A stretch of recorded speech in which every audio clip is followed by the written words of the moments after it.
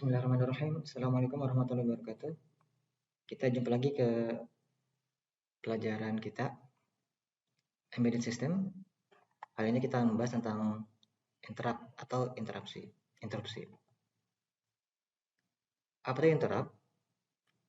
Sebagaimana di bahasa kita, bahasa Indonesia ya, interupsi, bahwa ketika kita menjalankan sesuatu, kemudian ada hal yang lebih penting, maka hal yang lebih penting itu dapat menginterrupt pekerjaan rutin kita. Jadi kita sedang mengerjakan program yang hijau ini, tiba-tiba ada pekerjaan penting yaitu warna biru. Maka pekerjaan hijau ini terhenti, kita mengerjakan pekerjaan yang biru, kemudian kita lanjutkan kembali pekerjaan yang hijau tadi yang sempat terinterupsi. Sederhana ya. Nah, ini gambar ini pernah kita jelaskan di slide di pelajaran sebelumnya. Jadi ketika interrupt terjadi, maka alamat memori terakhir itu disimpan dalam stack ya, ditumpuk, sehingga nanti ketika dia kembali dari interupsinya, kembali ke pekerjaan yang hijau ini, dia akan ingat sampai mana tadi pekerjaannya. Ada beberapa istilah dalam interrupt. Yang pertama adalah vektor, interrupt vektor. Vektor seperti kita tahu dalam pelajaran matematika ya, itu merupakan arah, dan dalam hal ini merupakan prioritas.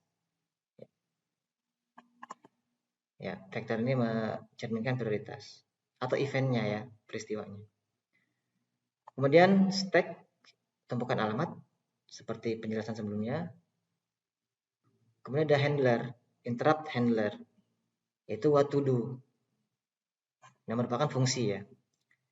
Jadi ketika terjadi interrupt, contoh misalkan kita sedang bekerja rutin pekerjaan kita ya, sesuai dengan tupoksi kita, tiba-tiba ada interupsi dari atasan kita dipanggil. Maka panggilan dari atasan kita itu disebut vektor ya, eventnya kan.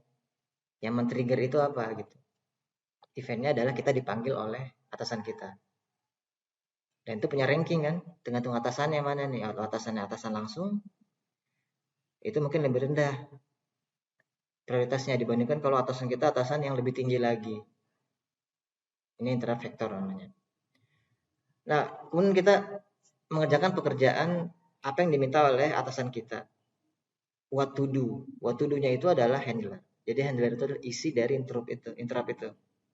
Apa sih yang dilakukan setelah interrupt terjadi? Kalau vektor itu apa yang membuat interrupt terjadi?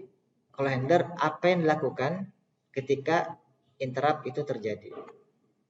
Ya, bisa dipahami ya, vektor dan handler. Atau disebut juga request ya, interrupt request. Handler. Nah, jadi contoh misalnya ada sebuah fungsi main ya, melakukan hal ini. Kemudian dia melakukan program ini kan hal ini, inisialisasi, sistem clock juga dikonfigurasi, kemudian GPIO diinisialisasi, kemudian dia masuk ke while. While one ini berarti dia infinite loop ya, loopnya tidak terhingga. Jadi dia muter-muter sini aja, dan dia selalu true di sini. Muter-muter sini sampai ada sesuatu yang menginterupsi dia. Nah, dalam hal ini interupsinya. Jadi di sini contoh external interrupt ya. Ketika ini terjadi, maka dia langsung lompat ke fungsi ini, ke interrupt handler atau interrupt request handler. Dia mengerjakan hal ini. Setelah ini selesai, dia kembali lagi ke while lagi, muter lagi di sini. Ada interupsi lagi, dia ke sini lagi, lompat ke sini.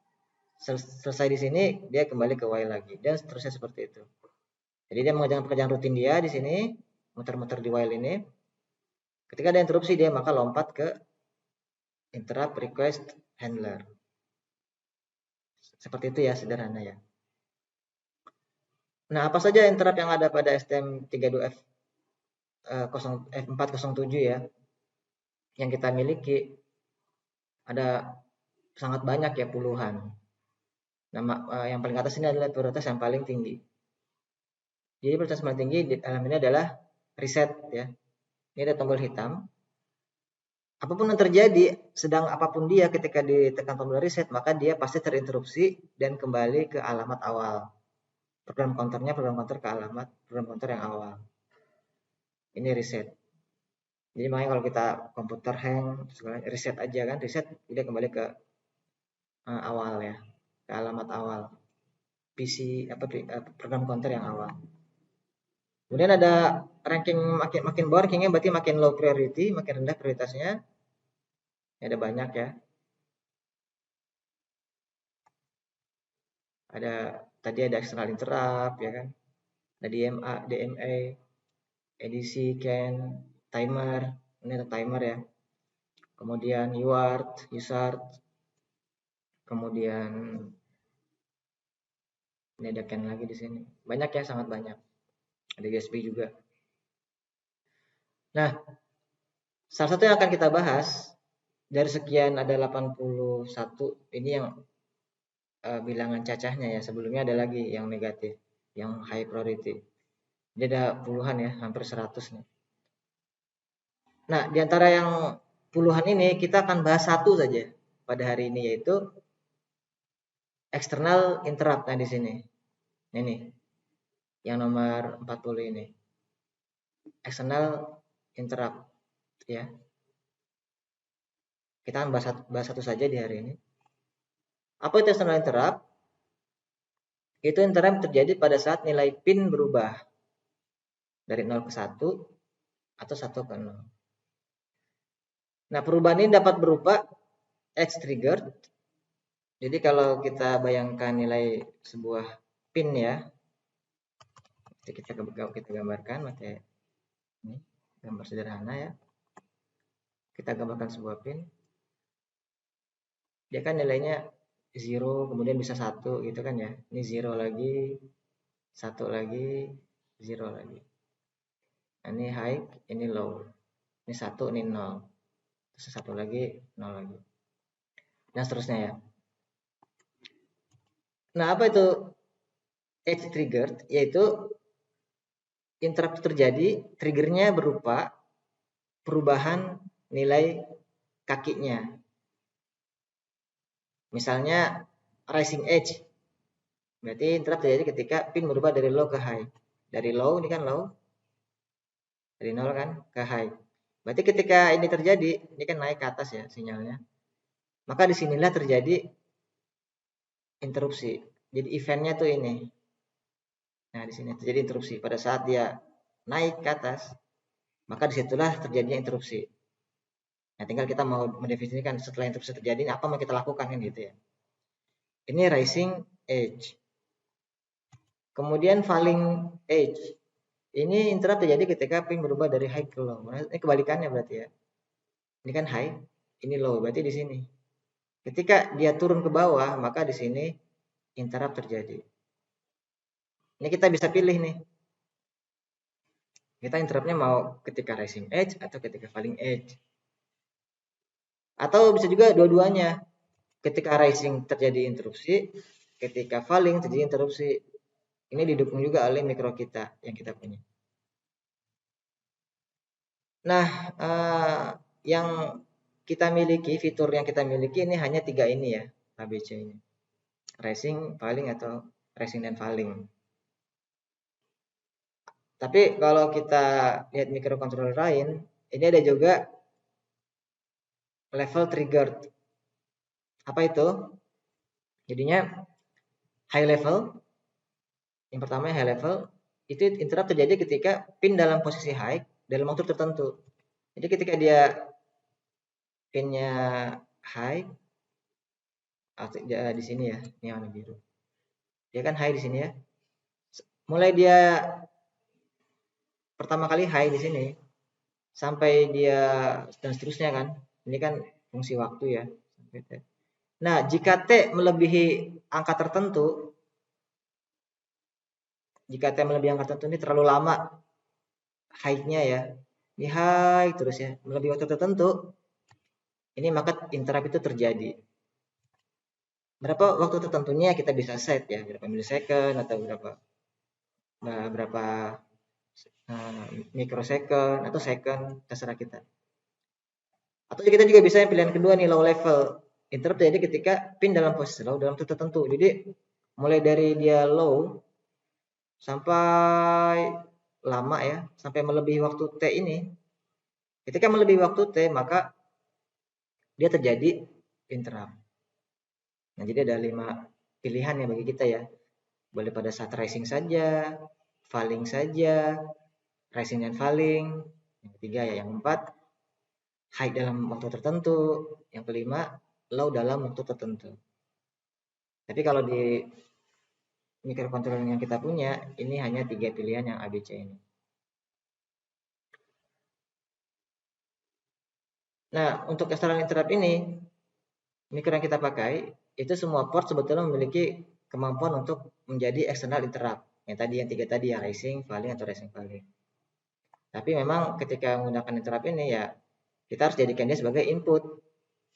Dia kan menerima sesuatu kan, high, low, seperti itu. Nah, kemudian ada 23 arsitektur, 16 dari masing-masing pin ya, dan 7 dari lainnya. Tetapi ada keterbatasan. Sebetulnya kan port kita ada banyak ya, ada port A, port B, port C, dan sebagainya. Tetapi sebetulnya kita hanya ada 16 pilihan. Kenapa demikian? Karena kita lihat diagram ini ya. Pada saat kita menjadikan PA0, pin PA0 ya, sebagai sumber eksternal interrupt, maka kita tidak bisa menjadikan PB0, PC0, PD0, PE0 sampai PI0 untuk menjadi sumber eksternal interrupt. Kenapa? Karena sama-sama channel 0. Jadi walaupun kita portnya ada banyak, tetapi channelnya tetap hanya ada 16 channel. Jadi kita mau pilih yang mana nih? Kalau sudah PD0, maka PE0, PC0, PB0, dan seterusnya tidak bisa. Atau angka 1 di belakangnya nih. Ketika kita sudah milih PA1, maka PB1 tidak bisa, PC1 tidak bisa, PD1 tidak bisa, sampai PD1 tidak bisa. Jadi kan lambang multiplexing ya. Ya artinya kalau pilih salah satu sudah dipilih ya, maka yang lain tidak dipilih. Kan multiplexing ya.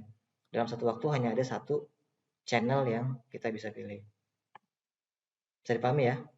Jadi kita intinya sebagai sumber eksternal interrupt untuk menggunakan pin-pin ini, kita hanya bisa menggunakan maksimum 16 sumber eksternal interrupt untuk menggunakan port-port yang sudah ada. Nah, kemudian ini contoh coding ya yang ada di program KL kita. Jadi misalnya ini kita mengkonfigurasi PC7 sebagai sumber eksternal interrupt. Maka kita jadikan ini pinnya pin GPIO pin 7, modenya. Nah, ini mode kita bisa ganti kan. Bisa falling, bisa rising, bisa rising falling ya. Rising, falling. IT ini singkatan dari interrupt ya.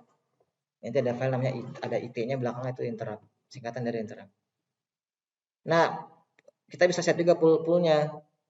Memang wajib di pull ya, pull up atau pull down ya.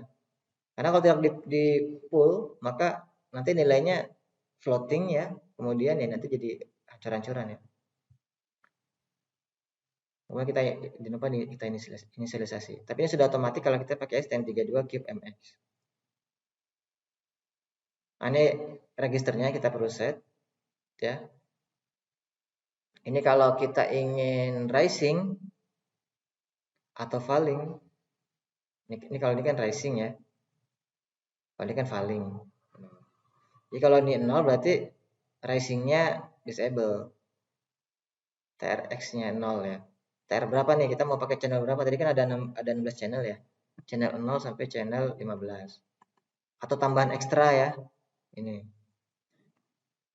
Nah, kemudian kalau kita mau off kan ya berarti 0. Kalau mau on kan berarti 1.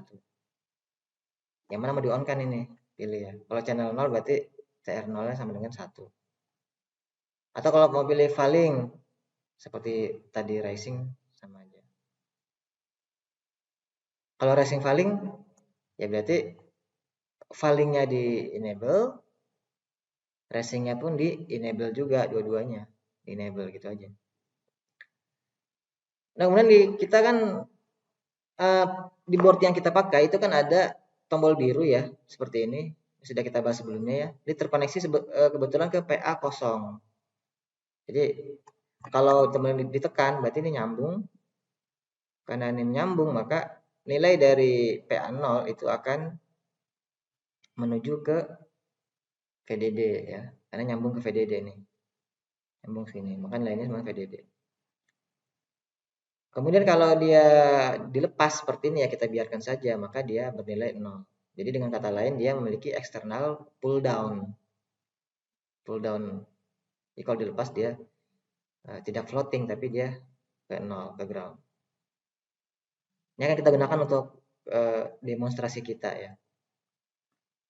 Nah, ketika kita tekan tombol sebetulnya ini kita tekan tombol on off itu ya, itu sinyalnya tidak kotak seperti ini, semulus ini kotaknya ya.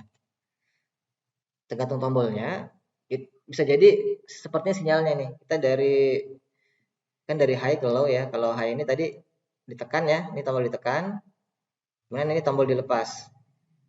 Ketika tombol ditekan masih high, kemudian ketika dilepas dia kadang-kadang tidak langsung low. Di sini ada kadang seperti ini, kadang ada sempat on lagi sebentar. Kenapa? Karena mekaniknya ya, mekanik si tombol itu tidak semulus apa yang kita pikirkan. Nah, ini kalau contoh osiloskop ya. Ini kalau kita perbesar ya. Ini kelihatan seperti ini. Akibatnya apa? Akibatnya ini seolah-olah dia fallingnya 2 kali kan dari sini. Di sini falling kan, ke bawah jatuh ke bawah falling. Kemudian mungkin ini nggak dianggap ya, karena terlalu kecil. Kemudian naik lagi, falling lagi di sini. Jadi seolah-olah si mikro itu membaca ada 2 falling, padahal kita inginnya hanya 1 falling.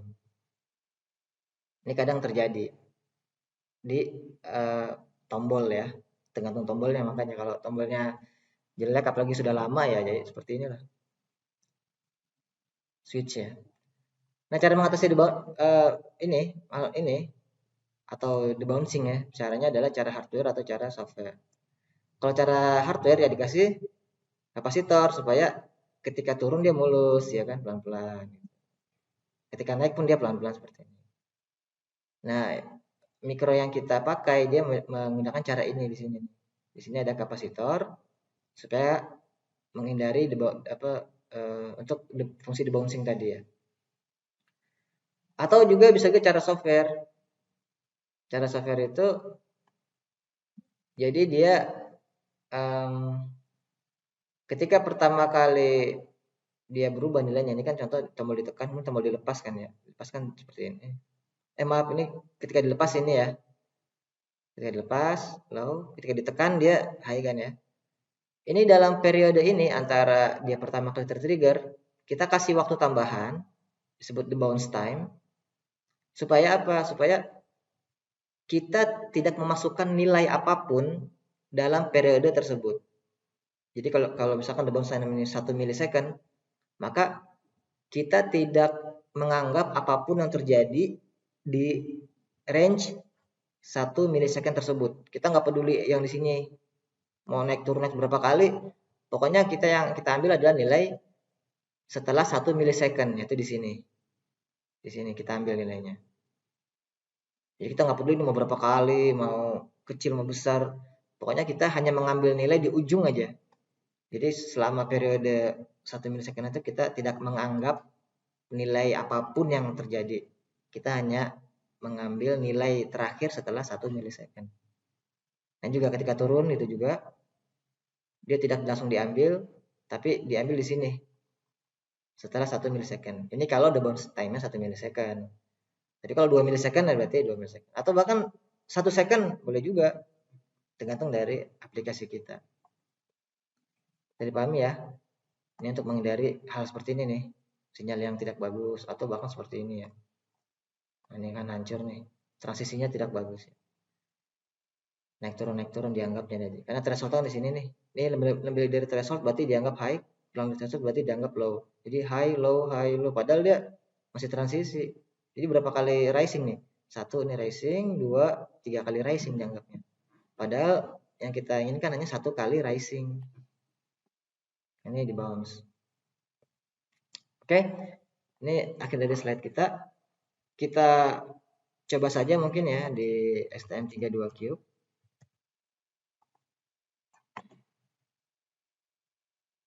Kita running dulu softwarenya. Kemudian kita pilih board selector. Kita pilih STM32F407. Nah, ini ada discovery. Kita double klik sini, Rhino.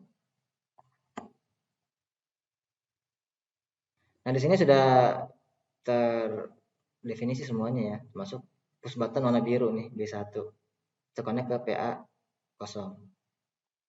Nah, kemudian yang kita lakukan adalah mengaktifkan intrusi tersebut kan.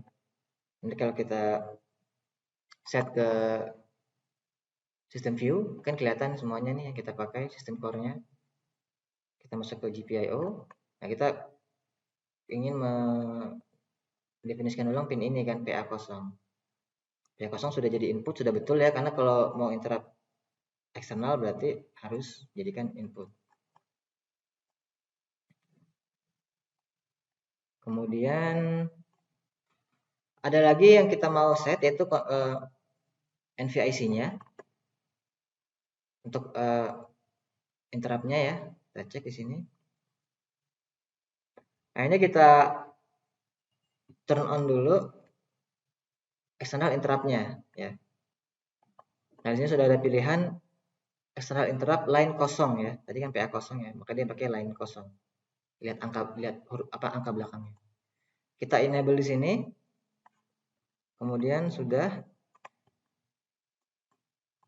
selesai, maka ini interrupt-nya sudah on ya sebetulnya ya. On. Nah, kita langsung ke project manager ya. Kita ini external interrupt. Kemudian ini biarkan saja, atau ini basic juga boleh, itu biarkan saja ya. MDK. Kemudian ini supaya file tidak terlalu besar, kita hanya copy only the necessary library files. Oke, kita generate.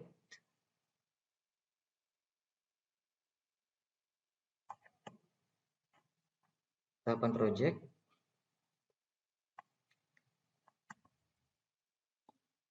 Nah, di sini kita lihat ada di kel ini ya sudah muncul. Kita lihat ada STM32F4 IT ya. IT ini singkatan dari interrupt. Nah, kita masukkan di sini. Ya, kita klik sini. Ini kalau yang main ini ya, yang kemarin kita udah berapa kali kita praktikum. Nah, ini interrupt-nya. Nah, kemudian kita temukan fungsi ini. Handlernya tuh, interrupt handler itu ada di sini. Fungsi yaitu what to do tadi ya. Ketika ini tertrigger, maka apa yang dilakukan? Yaitu ini yang sudah ada banyak ya, ada NMI handler, ada memory manage handler, semuanya ada banyak. Nah, kita cari di sini eksternal interrupt ya.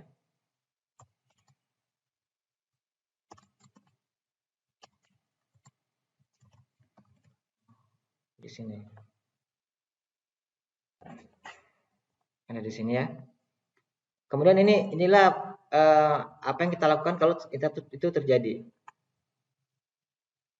Oke. Nah, pada kasus ini mungkin kita ingin club clip aja mungkin ya. Kalau kita tekan dia berubah, kita toggle ya. Atau kalau kita lepas dia berubah. Ini caranya hal GPIO. Kita hanya ingin toggle saja. Toggle itu artinya mengubah nilai pin yang kalau tadinya 1 jadi 0, kalau tadinya 0 jadi 1. Kita pakai kaki. Kita di sini kan ada berapa kaki ya? Nah, di sini. Pakai lampu yang ada. Lampunya misalnya lampu green ya, lampu hijau. Berarti kaki 12.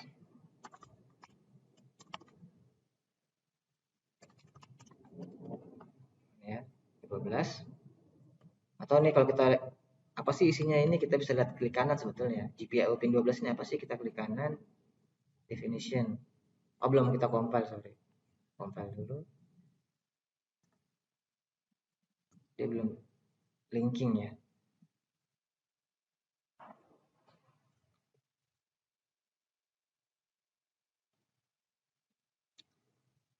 Nah, ini kalau kita cek definition, ada di sini ya, GPIO pin 12. Ini alamatnya. Oke, kemudian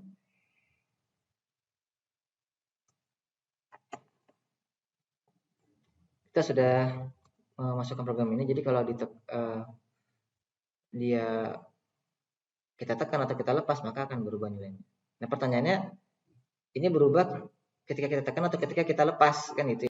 Nah, ini bisa kita lihat di konfigurasi awal kita tadi ya.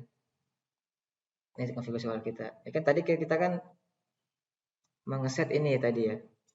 External interrupt with rising edge trigger detection. Ini kan ada beberapa pilihan ya.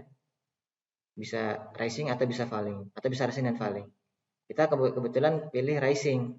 Rising itu berarti kan yang ini ya, dari low ke high. Kalau konteks kita untuk rising tadi kan kita pakai tombol yang ada di board kita ya. Rising itu berarti ketika dilepas atau ketika ditekan tombolnya. Ketika ditekan ya. Karena ketika dilepas dia 0 nilainya. Ketika ditekan dia jadi 1. Jadi perubahan nilai itu terjadi ketika ditekan. Bukan ketika dilepas. Jadi eventnya adalah event di sini nih. Ketika ditekan, ini ditekan nih. Ditekan di sini ya. Tombol ditekan tuh di sini. Oh, tombol dilepas tuh di sini. Kita tekan dia nyambung ke atas ke PDD ya, maka jadi high. Oke, kita kembali ke ini. Kita rising edge kan. Kemudian kita masuk ke lagi. Nanti kita compile. Kita build ya. Kemudian kita ini supaya tidak perlu reset lagi, kita klik ini ya. Kita load.